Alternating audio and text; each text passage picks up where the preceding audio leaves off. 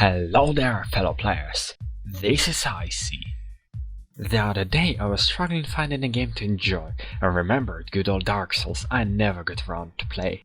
After scrolling the internet I had realized that a lot of people doesn't know old games just like I do, so I decided to play the video game and retell you the story by using words, jokes and my gameplay. So get yourself some food and let's start it. So we begin with a character creation screen, where we can choose our sex, class, equipment, and appearance. I'm going to play a sorcerer because of how hard their staffs are. And how would you name a beautiful smart mage if not Perry Hota? After we are done, we hear the voice of an old woman. She says that in the beginning there was darkness and everlasting dragons that were chilling around the trees. Some kind of creatures crawling beneath them, but dragons did not give a fuck about anything, cause they were immortal. Then God said, let there be light. Let there be fire, and 4 creatures came to the fire and obtained some superpowers. Nito, the first of the dead. The Witch of Izalith and her daughters of Chaos. Gwyn, the Lord of Sunlight, and his faithful knights. And the furtive pygmy, so easily forgotten. The squad decided to beat the shit out of dragons. The pygmy divided his dark soul to create humans. Zeus was destroying dragon scales with thunderbolts. The Witch of Izalith, we'll talk about her similarities later, made the dragons burn out, and Hades finished off land lizards as they were told by a bold tentacle emo dragon that was angry at his family because of his mortality.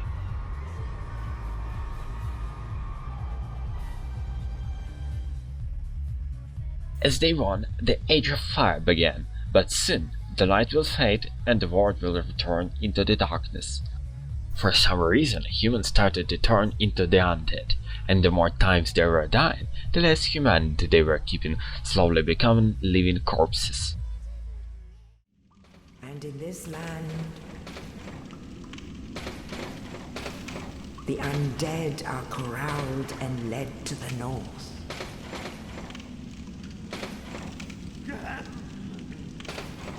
Where they are locked away to await the end of the world.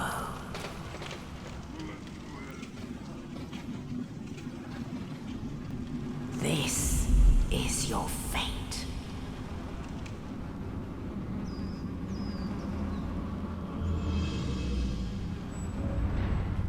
So we see our character sitting in some kind of prison and understand that there was no need in customization, cause now we look just like a walking toast.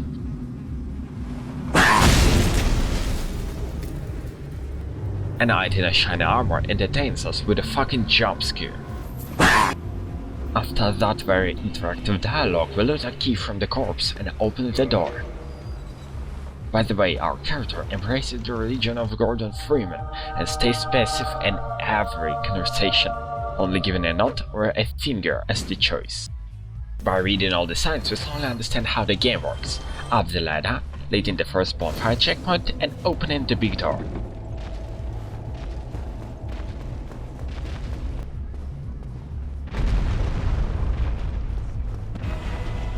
After the experimentals scares the living shit out of us, we find a pretty shield, a sharp knife, and a stick for doing magic. After being rolled over by Johnny Cake, we find a friend thrown through the roof by the chubby demon. You're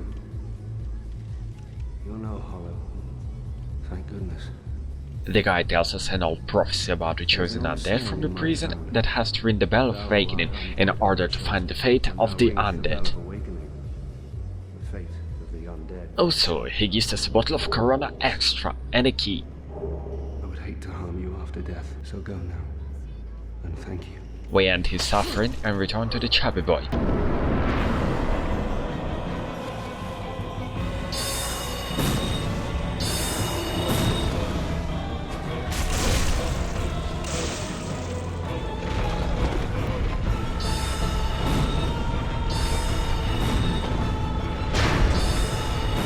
distance as we arrange class, we're dealing with the first boss, and the game orders to go further.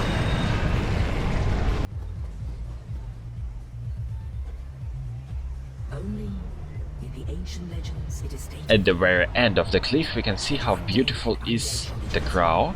Yo, what the fuck? To leave the undead asylum in pilgrimage to the land of the ancient lords, Lordran. Great fucking naming, Lord Gwyn. The land that is run by lords? Lordran. Great fucking naming.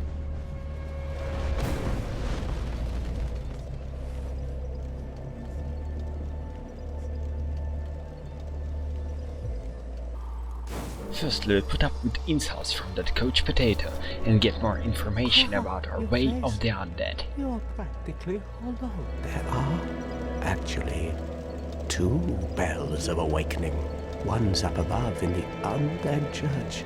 The other is far, far below, in the ruins at the base of Blight Town. Ring them both, and something happens. Brilliant, right? Then we talk to a fat priest that tells us to piss off.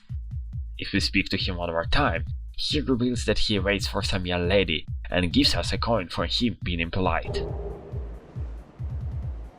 I'm getting away from him because as a chosen I got my things to do. After beating hanging out guys here and there, a wingy lizard comes into the fray.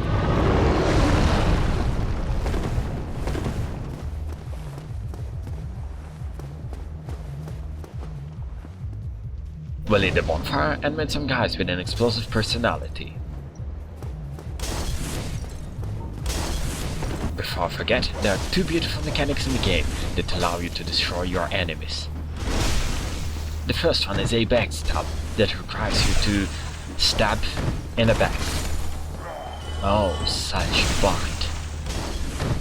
And the second one is parry, which requires you to parry.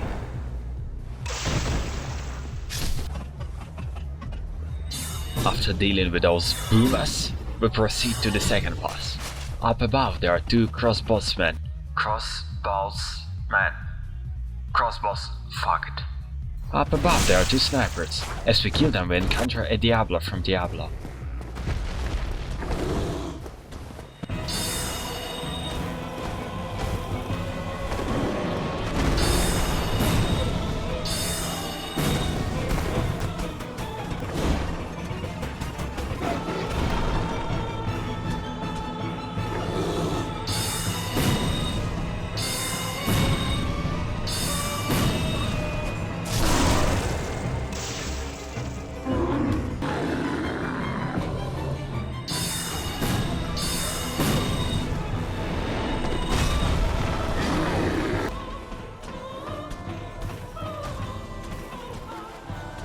The guy is smart as a cow, so I beat him with the power of my intelligence. Soon we get a new Solaire, the Queen's follower. You don't look hollow, far from it. I am Solaire of Astora, an adherent of the Lord of Sunlight. He is willing to help us on our adventure, allowing us to summon him before some boss fights. On the bridge there is flying flamethrower that brings the heat.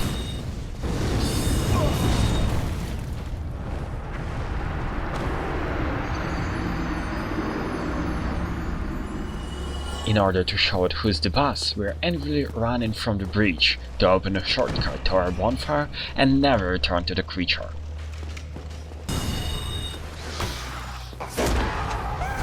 After playing Leonidas with rats, we're bumping into a covered in armor pig which seems to know only one thing: walking. As we enter the church, we see a black armor guy. In the middle of the fight, a mage appears behind us, so we find some cover. Loot the soul of a firekeeper and return for the revenge. The dude is making a winner dance to lower our morale. He'll pay for this with his life. But we didn't know shit. The bastardo found his friends, and they were not very happy about seeing him dead, so we come back and fight them one by one.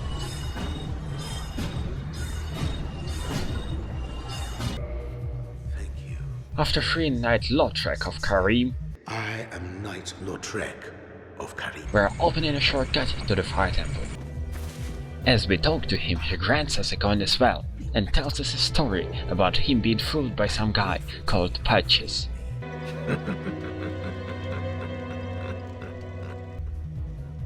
In front of him we can find a Firekeeper. We give a soul of a Firekeeper to the Firekeeper to make our Corona extra taste even better. I mean, why do we have to give her the soul? She doesn't look like a ginger or something. As we return to the church, we climb another ladder. And ladder. And summon both Solaire and Lautrec.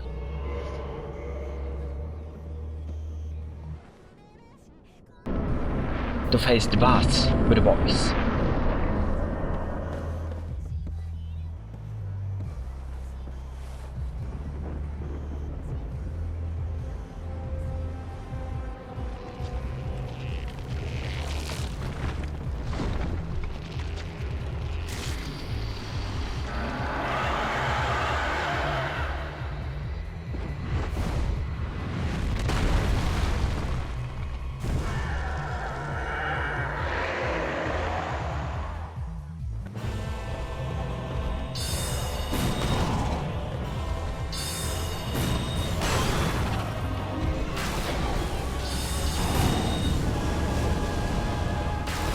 Those bats might scare you, but with the power of friendship, we managed to kill them easily.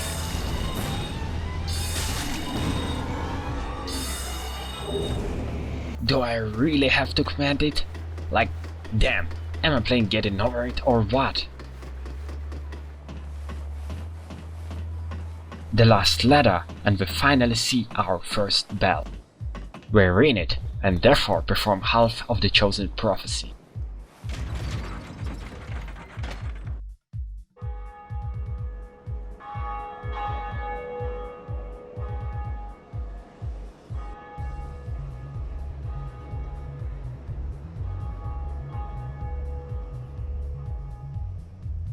That's it for today. If you wonder what would happen next, subscribe to my channel so you won't forget to see the second part in a day or two. And if you liked it, please help my channel to grow by simply writing a comment and liking the video. See ya later!